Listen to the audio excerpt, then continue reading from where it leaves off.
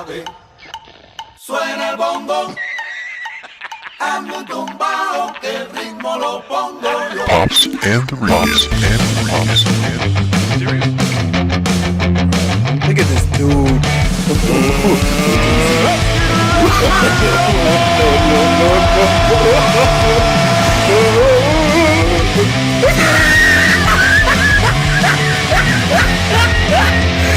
Look at the top of his head.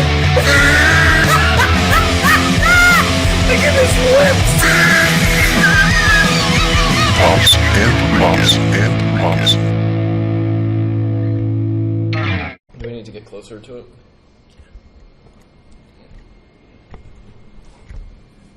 All right, everybody.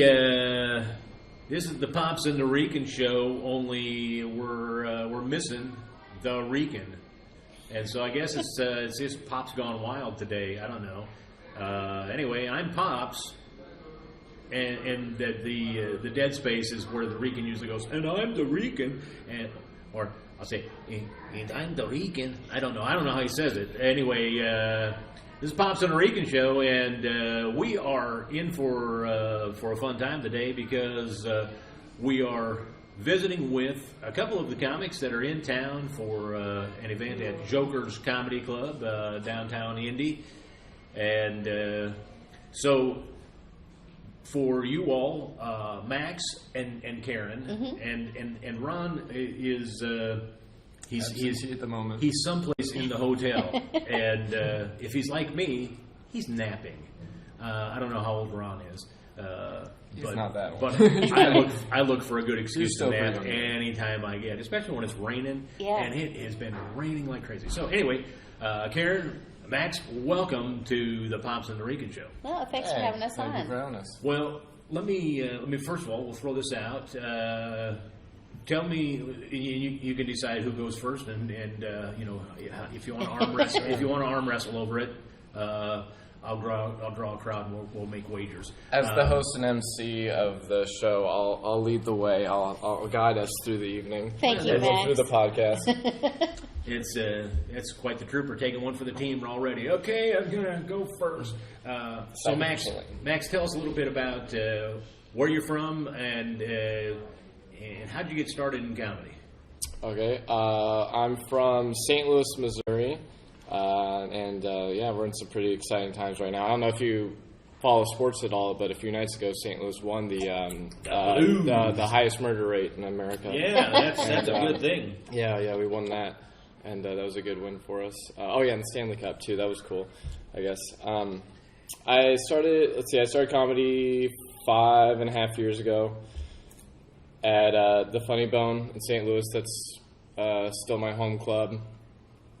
Let's see how I got started just like any other comedian. You know, what I wanted really to be was a musician, but I didn't know how to play music and didn't want to learn how to play an instrument, and was just looking for something other way I could get on stage and not have any sort of talent. And and that's comedy. It's the one thing where you don't have to practice or have real talent before you just get up there and start going. And a friend of mine was doing the open mic there, and I followed him up one time and tried it out, and just got addicted right away. Just stuck with it, and that's how most people do. You go up to an open mic, you decide you love it, and you just basically sacrifice everything else in your life and start going with it. And how long you been at this now? 5.5 years. 5.5 years. So let's see, 5.5 years in, you're on your third Netflix special already. Of course, yeah. You can't find it. It's on private mode on my account, but I'm getting ready to release them.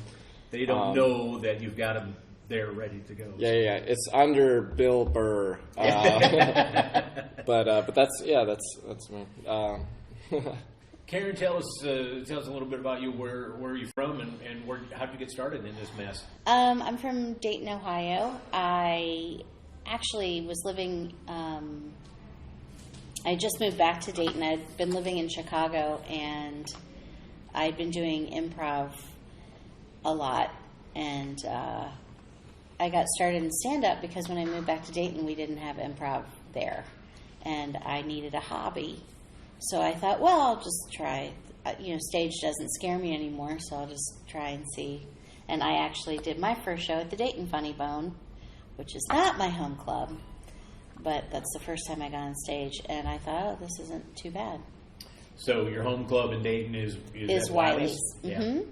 And Wileys, they seem to be. I have yet to get over there, which is really A shame. It is a shame. A travesty, to say the least. Yes. How dare you? I actually was going to go during the World Series of Comedy event that they had at Wileys. And then I got a call, hey, we want you to fill in for a 3-day cruise. And I'm like, well, no, I can't do that because I'm going to go to Dayton. Obviously. And so, I mean, money or Dayton, I don't know. It's a, but I hear some great things about Wileys. Yeah. And I definitely need to get over there. And Well, I'll extend an invitation to you. I run the Wileys fireworks competition. Okay. It's at the last weekend of June. It's June 28th to 30th. First prize is $1,000. all right, well. So come hang out, or hey, today's the deadline. Enter the contest. So I have to what? Tell jokes while I'm lighting fireworks? No, we don't allow that anymore because of the thing that happened. Somebody might have said something. Somebody got about it. offended at a joke, so now we just light fireworks. Yeah. No, it's just jokes. Oh. It's 4 shows of the first round, and then the winners of those shows move on to the finals. It's really Cool. fun. Cool. Yeah. So you're in town at Joker's, and I know sometimes comics they get together and they're like, hey, let's find a good excuse to hang out for a while. And so they put together a show that they take on the road. Is that something you guys have done with, what is it, Comedy Junkies is the name of the show at Joker's.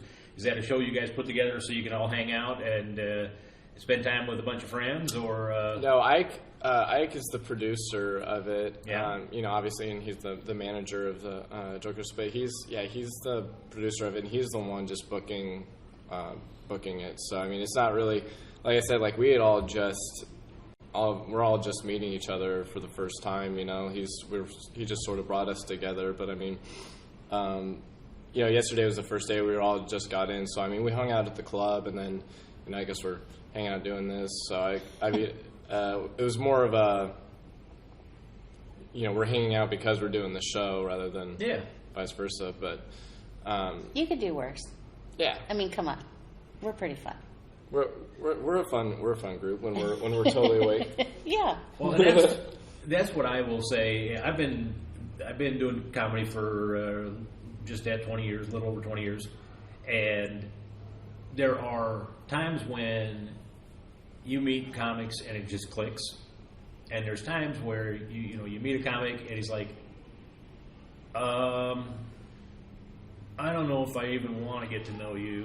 And, well, thanks. But when it clicks, it's just a lot of fun because it's like it's like a very weird family reunion, Absolutely. where you're meeting cousins you didn't know you had, and And you don't know how exactly you're related. You always have to know algebra to know what kind of cousin they are. Like, you're my second cousins on the third reverse side of my stepmother's daughter's aunt's 14 times removed. You're just like, I don't know how to do this math. Yeah, Max and I just found out we're probably actually related. So. well, Yeah, that's my buddy. cousin stuff. Yeah. My buddy Johnny W, comic out of Nashville, does a bit about how his dad was born part of a set of conjoined twins, and so now they refer to that his uncle as one times removed. Which, That's funny. so anytime somebody says, "That's my second cousin, one time removed," I'm like, so they were conjoined twin cousins. How's that work? Must have been from Arkansas. Anyway, so let me ask you then. when it comes to your comedy, where do you get your inspiration? Where do you get your most of your material? Where do you find the foundation of your set, of your comedy? I think the most important thing is to have had a real crazy childhood, or a crazy life. I don't know if you've run into a lot of wild situations. That usually gives you inspiration, whether the mentality for it or just the stories, or both. But a lot of my material comes from being a young single parent and just having a very pretty odd family, pretty crazy family, and a pretty interesting childhood. And so I'm mostly a storyteller, and so I just draw from having a lot of stories to talk about. And once those all have run their course, hopefully I've had some more crazy situations that I can talk about. But I have a pretty long depth of material and stories to talk about. So I guess that helps. So it's one of those things where you thank your parents for giving you good material, and your counselor thanks your parents for screwing you. Yeah, up. forgive them for helping them. Yeah, giving them business clientele. I guess you could say that. Yeah. Karen, what about you? Where do you find your inspiration? Well, I had a pretty decent childhood, actually, unlike most comics I know. My adulthood's been an adventure, though. It's been a wild ride. So most of my material comes from just the world around me. I'm also a storyteller like Max, so it's pretty easy. My jokes just kind of happen to me. You know, gross people touching me without my consent, stuff like that, you know. I thought we weren't going to talk about that on the... Well, I didn't promise you. Or was it somebody else? We settled this in court, Karen. It's where I got my merch. Okay? You have to go back to this every time. I have merch that's a pin that says no hugs. So you met Joe Biden then? Stop it! Oh. I wouldn't. Social commentary, fellas. That's how you do it. Hey, I would rather be hugged by Joe Biden than the guy who inspired my merchandise. So. Well, all right then. So when it comes time for you to sit down and write, what's your writing process when it comes to sitting down, putting your jokes together, your bits together? What's your writing process? You want to start? Oh no, you go. I'm one of those. It's funny, every time you hear that question on a podcast and then the comic will be like, yeah, I don't really write, I just I have an idea and I jot it down and then I, just play with it on stage and yada yada. That's always the thing. I'm one of those who actually does have to sit down and write, because I'm I'm one of those very seldom, I guess, comics has a very organized, I have a specific way of things I have to do everything, that's just my life, though. I mean, everything in my house has to be neat and organized a certain way, and that's how my set list has to be that way. Before I go on stage, I can't just. I hate just going up there and just being I'll figure it out as I go. My brain doesn't like that, because then I can't decide on the spot. I like to have a very clear structure and organization. My set always has to follow a certain arc and kind of flow naturally, and I prefer to kind of have that set up before I go on stage. So, and then that's how my writing goes. The ideas for things, the premises will come to me as I'm doing chores, or I'm in the shower, or I'm driving, or at work, or whatever, and I'll quickly write it down in my notes and write down a funny line I happen to think with it that I could add to something. And then later on at night, that's kind of my prime time. I have a hard time writing during the day or when there's things going on. Just at nighttime when my kid's asleep, and I can just be on the couch or in bed, just everyone's asleep, just nighttime, very silent. Then that's when I can focus on how to develop it, and then I just, a lot of the time it's just like I have the premise, and I'll just even if nothing funny is coming out, I'll just be writing and writing and writing until something clicks, until the gear, like it's enough until the gears start going, and then I find out of all that, I find some funny lines or some funny ideas to meld it into something. And then from there, I can, take it to stage, see what works, see what doesn't, and then I go back home and then I rewrite it, or I just edit stuff out until it, you just slowly but surely chisel away at the mold and turn it into what it is. So I'm one of those who actually is one of the writers. Like I have to do it that way. I don't. It's like a twitch in my brain. Like I have to have things like organized and structured and set in like a very neat, organized way. Otherwise, I'm just like I don't like how this is happening. So, are you a pen to paper writer or a computer tapping? No, keys? I don't think if I have to really get something out, or like if I'm out and about and stuff, I'll write in my phone just so I don't lose the thought. Right. But even if I do write it out on my phone because I'm out and about, when I get home, I'll write it out. Pen and paper. There's actually a study that said the creative side of your mind actually that the gears start going quicker and happen faster when there's something about pen to paper that gets the gears going and really and I think it has to do something with just that. Something about the light of a screen and just typing it just kind of dulls your mind. It's just kind of how when you're watching television, that just you're losing brain cells, and there's something about the screen that you're just you're losing that sort of creative focus, that. And let me just go ahead and throw this out since Steve, the RICAN, isn't with us today. I was going to tell people that was because he couldn't make bail, but then he was like, that may sound a little bit racist. So then I was like, well, you do call him the RICAN. What? Where do you draw the line? But I want to go ahead and say this for Steve's sake. Max is much younger than me, and he still likes going old school, pen to paper. There's something okay with going old school. That's all I'm saying. Now that I'll go off my grumpy old man soapbox and go back to talking what we were talking about. Let me ask you, because you talk about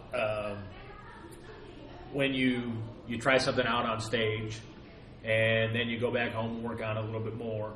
Do you record all your sets? Yeah, okay. Both video and audio. So I do anytime I can. Sometimes it's hard to set up. Depending on the room and where people are at and everything, how full it is, it can be hard to set up your camera right on time and have it ready. So, but I always have my audio recorder on my phone, but if I can, I definitely have my camera out because that's one of the most important things is having both to look back on, so that because when you just have audio, you can pay attention to I spoke too quickly through that one, or I didn't do the right inflection, in this joke, or I should have reworded that, yada yada. And then with the video camera, you can look at your body language, I was walking around too much, or I shouldn't have used my hands so much that really took away from the dialogue of the joke. And so I think it's really important to view it in both aspects, just so you can get a full-on 360 view of your set and cover any damages that you may have done to your set to fix for next time. There have been times that I record pretty much all of my sets. I'll go back and listen to them, and there's been a lot of times when I go back home and I'm like, okay, I need to rewrite just a little bit, because in my brain and on pen and paper, it seemed like it was going to flow really well, but then I have to readjust and move a couple words around just in part of the editing process. And in that time, there's a lot of times where when I'm listening to it, something new will click that I hadn't even thought of in terms of a way to to bring the punch in, and Yeah. and so it's very beneficial for me anyway. So Karen, what about you? How do you do your writing? I'm also old school. I do pen to paper most of the time. Like you, Max, I'll note down on my phone, but then I go back to my phone. I'm like, I have no idea what this means. So I've learned to write everything down. A lot of my stuff kind of, I'll write it down. I'll do it on stage a bunch of times, and then I change up. I'm not an exact person. I'm very because I come from an improv background. I don't say everything the exact same way, ever, really. As many times as I've done these jokes, there's always like a tweak I can make, or somebody will give me a tag or another tag that I'll think will work, and sometimes it doesn't. So I'm more of a see how the audience reacts, see what kind of audience it is. I'm really fortunate that Max is emceeing, because any time I'm featuring, I can really see, okay, they like this kind of joke, they like that kind of joke. That's the beauty of being a feature, because you really kind of get to know the crowd before you go on stage, and then I can make adjustments to my set. Last night, I did 2 jokes that I knew I was going to do, and then finished with nothing that I would have ever closed with. So he was just like, I'll throw this out there, see what sticks. So when it comes to, again, the process of recognizing the funny. Sure. You both talk about, you get an idea, you jot it down, whether it's on a notepad you're carrying or you do it in your phone. Mm-hmm. You jot it down. How long from the thought, jotting down a thought, what is a normal time frame for you guys in terms of Hopefully that thought night. to punching up a joke? And Hopefully that night. I mean, that's the thing, is that's the thing that sucks, is like, what I hate about it is that I'll often get those ideas while I'm at work, and it's like, when you have that creativity spark, it's like you want to be able to like get to it as quickly as possible before you lose that that idea and stuff. And you'll have thoughts for it running through your brain, and then if you wait too long, then you completely forget what you were going to do with that joke, even if you have the basic premise written down. So anytime that happens, especially if it's something that I'm like really excited about, like, I could turn this into something really good. So if it's like at work or something, I'll write that down, and then as long as I can for the rest of the day, I'll be thinking about it, just so I don't lose that sort of thing. I'll be trying to think of different ways I can go about it, or like add some tags in my head while I'm working, or on the drive home, and as quickly as I can, I'll get to the notebook and write it down, just as much as at least the basic structure of it, just so that because then once you start writing it, then you put your brain into that gear for the rest of the day, and then you can, even while you're doing other stuff, you can just be subconsciously thinking about, or not subconsciously, but like, you can be doing something, but in your brain you're thinking about like how to go about that joke and stuff. So yeah, that happens a lot. I have something sitting for just kind of stewing for a while, and I'll be humming my favorite Drake song, and all of a sudden the inspiration hits, and I'm just. But yeah, I think there's times where you got to let it percolate a little bit. But Karen, what about you? Do you? How long from I got a thought to I'm throwing it out? I try to do it. I basically run everything by a couple people. I'll call him my writing partner at home. Okay. He's an engineer. He's a rocket scientist. Wow. And his brain works differently than mine. But he's also hysterically funny, and he knows mathematically what works. So any joke structure I need, I run by him. Plus, he can tell me, oh, yeah, that's funny, or I don't know if you're going to need to do something else with it. And then I have 1 or 2 comics that I'm really good friends with in Dayton, who I'll send him a note and be like, hey, can I run something by you? And then I try to get it on stage as quickly as possible. Okay. I try to just test it out. And I figure if it gets any of a reaction at all, the first time I tell it, then it's worth working on, even if I, pound it into the ground.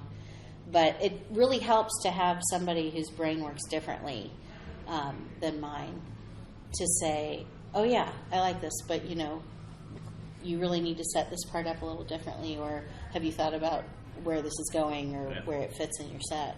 Max, do you have people that you do some writing with, or are you a ranger? I don't write with anybody, but I have a group of friends. We constantly are watching each other's sets, like on new jokes, and giving each other tags a lot.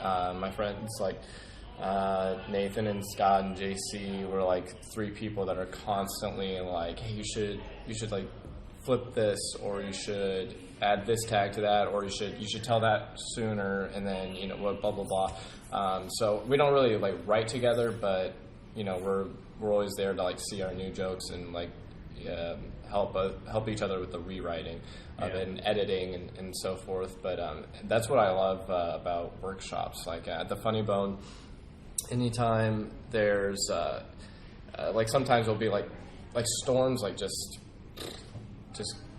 blow out the city. Like no one ever goes out whenever there's like a storm or it's raining. It's just how St. Louis is. So like anytime that happens on an open mic night, it's usually like just end up canceling the show because like no one shows up. So, and as much as that can suck, it's actually very beneficial in the sense that they'll still let us use the room, and all the comics will get together and do a workshop. So like each comic will go up and do just like their brand new the joke they were going to work on, if they have something totally brand new that no one's heard yet. And then they'll go up and tell it like they were telling it to a regular audience. And then for a couple of minutes, they'll stay on stage, and all the comics will be like, "Hey, try using this instead of that, and try like rewording it this way, blah blah blah." And then a lot of us, including myself, but several of us have really like took that joke to the next level because a comic like had a great tag or like a great idea for like, you don't even need that whole part of the setup, and you can get to the punchline sooner with that, or just use one different word, like, oh, that's a weird adjective, use this adjective instead, and completely change the joke. And so that's the thing I love about a great scene is like a supportive scene changes everything. Like it's you should never look at comedy as a competition unless you're in an actual competition. Exactly. And even then is dumb. It's like you should all want to do well, but like especially the people in your scene, it's like you want everyone in your scene to do well because that's how you get your city recognized, and then more producers and bookers and scouts are going to be looking that way. Yeah, exactly.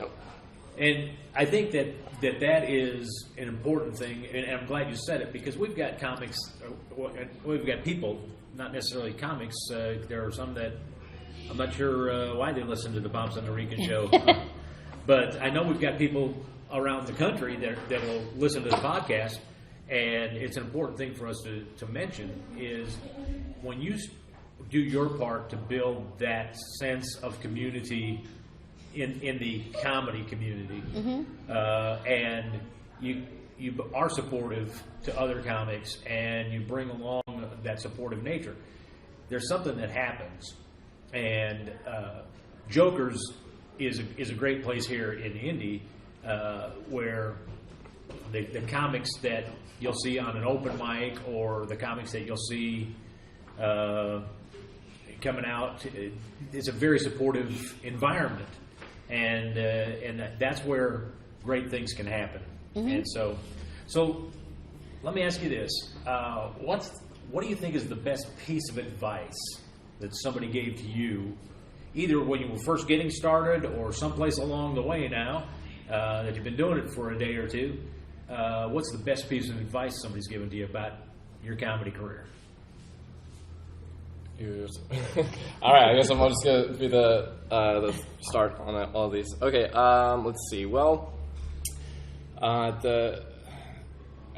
lot of the best advice I got was even at the very beginning. It was, kind of along the way. But I would say one thing that helped, it wasn't a single piece of advice, but it was one of my good friends, Rob Durham, wrote a stand-up guide to comedy book called Don't Wear Shorts on Stage.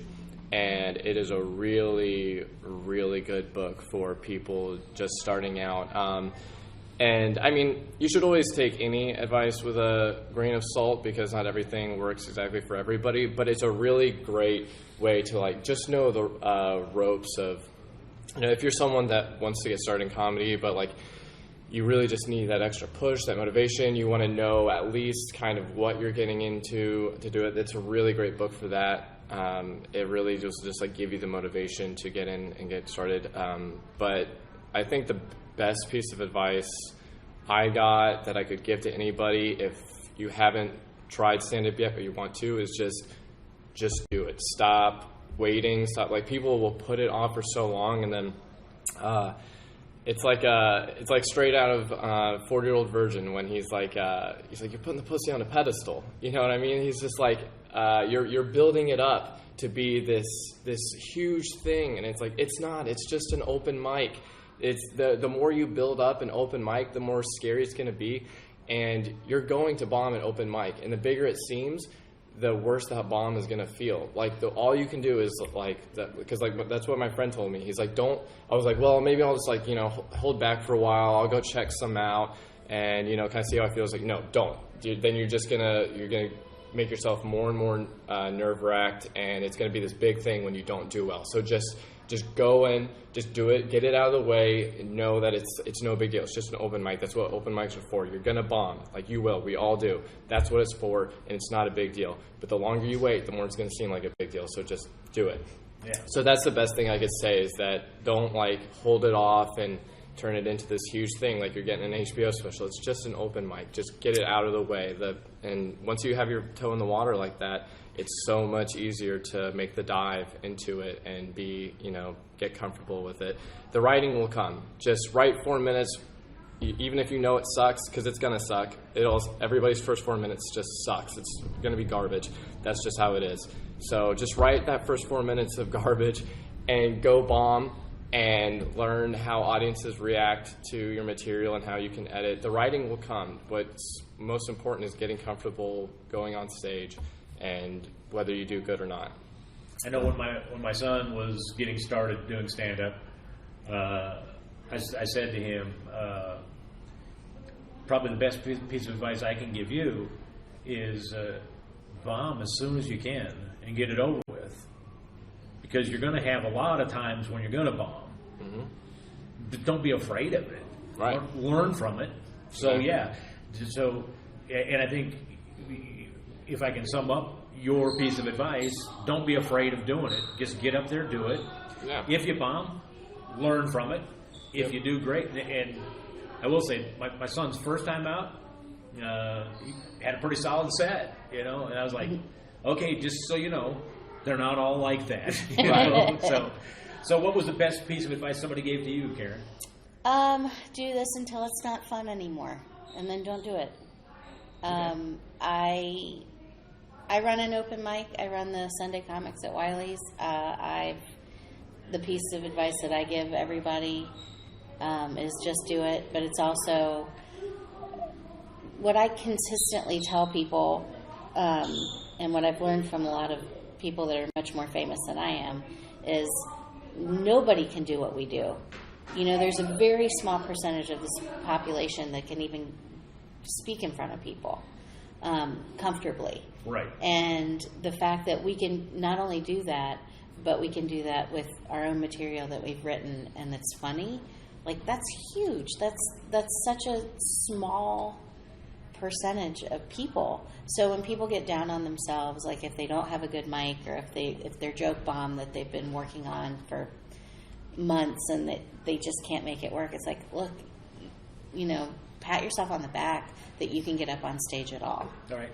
And I really believe that. Now, I also believe strongly that if it's a chore and you hate it and you continue to do it because all your friends tell you you're funny, don't do it anymore. Right. If you don't like it, don't do it. There are people that I think go through their life needing that advice, whether it's comedy or whatever. Yeah. And I've kind of operated my entire life. I've kind of operated, if I'm not having fun doing it, I'm not going to do it. Which is why by the time I turned 30, I had like 400 jobs because I wasn't having any fun. No, but, Well, so if only that's how it worked for everybody. well, Yeah, some people just need that. I don't know. I think, and this also just how people operate differently. Is just some people need like someone to tell them, like, "Man, you're funny. You need to go try an open mic. You need to, blah blah blah." And then some people, I was kind of the opposite. I mentioned wanting to try it, and I guess quote unquote my friend was going the opposite way. He's like, "Dude, you're not." I guess Daniel Tosh was his favorite comment. He's like, "Dude, you're not Daniel Tosh. Like, you're not going to be able to do it, blah, blah, blah." And my motivation was proving, that's like always been my strongest motivation in life, is proving people wrong. I love to fucking throw something back in someone's face. I love it.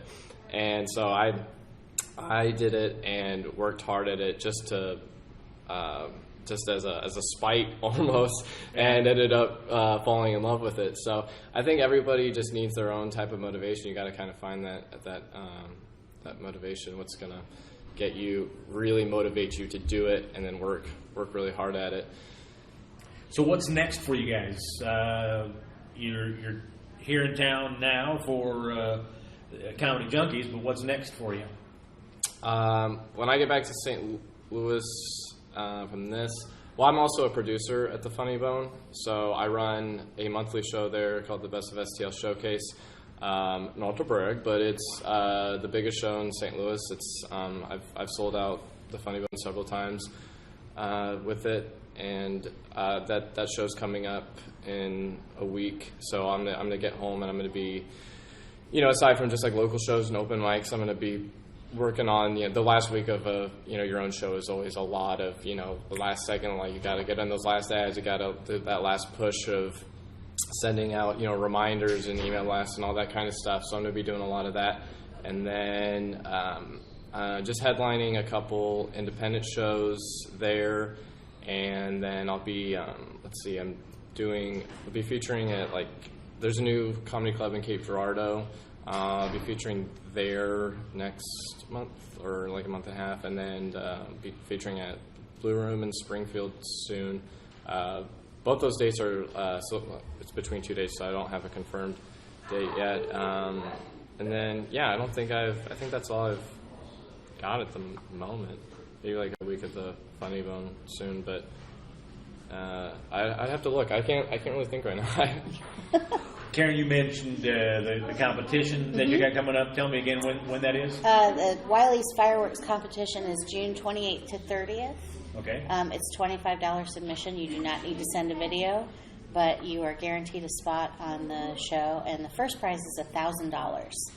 So that's my biggest. And push are right now. you one of the judges? Nope, I just run the show. So and it host. wouldn't pay if I gave you $25 to get in, and then maybe $50 to win. Nope. So I'm not gonna that's bribe not a you lot. then, because that's just anyway. I can't be bought, man. So besides the fireworks thing, what's next for Karen? I'm on a lot of independent shows all over, and I'm also hoping to be in Florida for the World Series of Comedy Satellite in Sarasota, and I find out I think in the next couple days. And I have a show possibly coming up in Myrtle Beach, and another one maybe in Charleston, but it's all kind of up in the air. Well, I'll let you guys know. We are real close. Steve, the RICAN, and I are we're real close to putting ink to a contract for location in Greenwood for opening Gutty's Comedy Club. Great. Wow. Congratulations. Yeah. Gutty's Comedy Club is a family-friendly environment, for clean room. Mm-hmm. But we've been doing shows around the Indianapolis area. We had started to do some Friday night shows at a theater over in Shelbyville, and that relationship kind of went sideways, and so we're not doing that. But we've got a venue that we're starting actually in negotiations with, and so once we get Gutties opened up, I'll be touching base with you and saying, hey, we've got this clean room. If you want to come by, we'll see what we can do to get you guys back into the Indianapolis area and come hang out with us. Especially since you're in Dayton, it's only like 2 hours from here, Yeah, so it's not far. it's a simple drive. So we'll have to get you back over here. St. Louis, what is it, 5-hour drive? Yeah, that's nothing. I'm used to doing much longer drives than that. Yeah, although it's interesting. When I first started in comedy, I could refer to myself as one of the road warriors, because I was jumping in my car and I was driving everywhere, and somebody would say, hey, can you come? Yep, I'll be driving over there. Come on, let's go. And then I started doing a lot of corporate things, and that's really where I've made my money in comedy has been doing corporate events mostly. Then I'm not really driving. They fly you there. I'm flying in, and so I don't know what wing warrior. I don't know, dark winged duck. I guess I don't know. Anyway, so hey, I want to thank you guys for taking some time to sit down with us here on the Pops and the RICAN show. Sure. And Thanks for having us. Absolutely. just tell all your friends about the podcast, and tell them to subscribe, and tell them to send money. I'm just the money part. I'm not joking about everything else. No, I'm just. So anyway, we've been visiting with Max Price, Yes. from St. Louis, and Karen. Is it Karen Jaffe? Jaffe. Yep. Okay, I was like, I'm going to say this wrong It's okay. because I'm an old guy. I'm just going to blame it on Steve, the RICAN, because he's not here. Stupid Steve. And so hey, if you didn't want to be blamed, you should have showed up. Anyway, so guys, thanks for coming in and sitting down with me for a little bit, and plan on coming down to tonight's show and support. And Great. so awesome. Hopefully it's going to be the best show you've ever had, because I don't want to be disappointed. I guarantee you. I hate being disappointed. No, you won't. No, be. no, Not with no. us. It's the best show we'll ever have. Toca la clave, Well, Suena until el next bongo. time, I'm Pops, hazme un tumbao que and el there is ritmo lo no pongo. Pops and the RICAN. Check us out soon. Look at this dude.